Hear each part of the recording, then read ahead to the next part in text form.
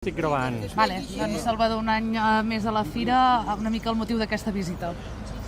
El motiu d'aquesta visita és poder venir a un poble que m'estimo moltíssim, perquè a més hi tinc una vinculació familiar especial. La meva mare és d'aquí de Ripoll i el pare de Sant Joan les Abadeses, i per tant poder ser aquí a aquesta 42a edició de la Fira de les 40 Hores, que és una fira ja de referència i a més molt bonica. He pogut passejar i he pogut parlar amb els ripollesos, i l'objectiu és això, és poder parlar amb la gent, que ens transmetin els seus problemes i després nosaltres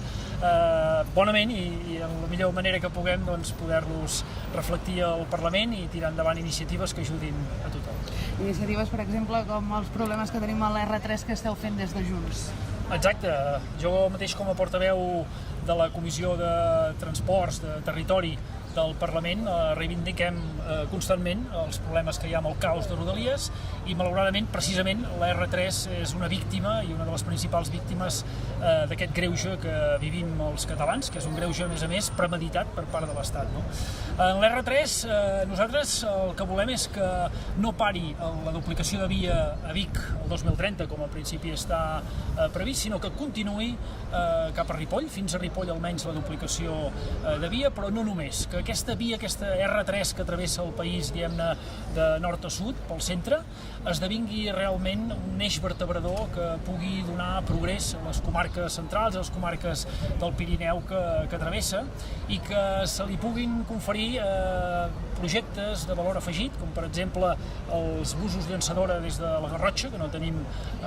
tren, doncs que els busos llançadora ens puguin portar fins a l'estació de Torelló, que es pugui tirar endavant l'estació intermodal de mercaderies de Manlleu, que des de Ripoll cap al nord es recuperin els apartadors tant de Can de Bànol com de Toses, perquè això pugui redundar amb una major freqüència de trens, que sigui més fàcil que es puguin creuar i que hi hagi un menor temps de trajecte.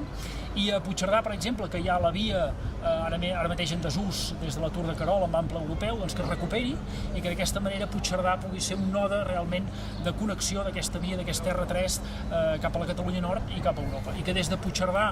mateix també puguem tirar endavant el projecte del tren cap a la Seu d'Urgell i cap a Andorra. Una mica que aquesta R3 no sigui només anar a solucionar els problemes del dia a dia, sinó que la convertim això en un eix vertebrador de país que ens doni aquest progrés, sobretot per les comarques rurals, i aquest equilibri territorial que sempre ens posem en boca. També des de Junts ja fa uns mesos vam presentar una proposta que recuperés el traçat de la variant est de Ripoll, un nou node per treure el trànsit del mig del poble, no sé en quin punt està, i sobretot reivindicar aquestes infraestructures que poden semblar simples però que poden solucionar molt la mobilitat. Exacte, correcte. No tot és els trens, evidentment. Nosaltres, a través del company diputat i exalcalde de Ripoll, en Jordi Morell, vam presentar al desembre d'aquest any passat una iniciativa parlamentària en la qual demanàvem, i vam aconseguir que s'aprovés, que es reprengui la variant est de Ripoll per poder resoldre també el caos de trànsit que viuen els veïns del barri de l'Estació, del carrer del Progrés d'aquí de Ripoll.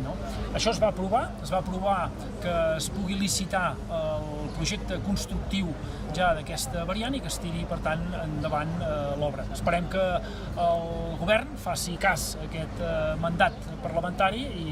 es posi les piles i realment la variant est, que és una variant que ja se'n parlava el 2009 i que té consens entre els diferents actors socials, doncs pugui ser una realitat ben aviat. Sí? Correcte. Alguna cosa més?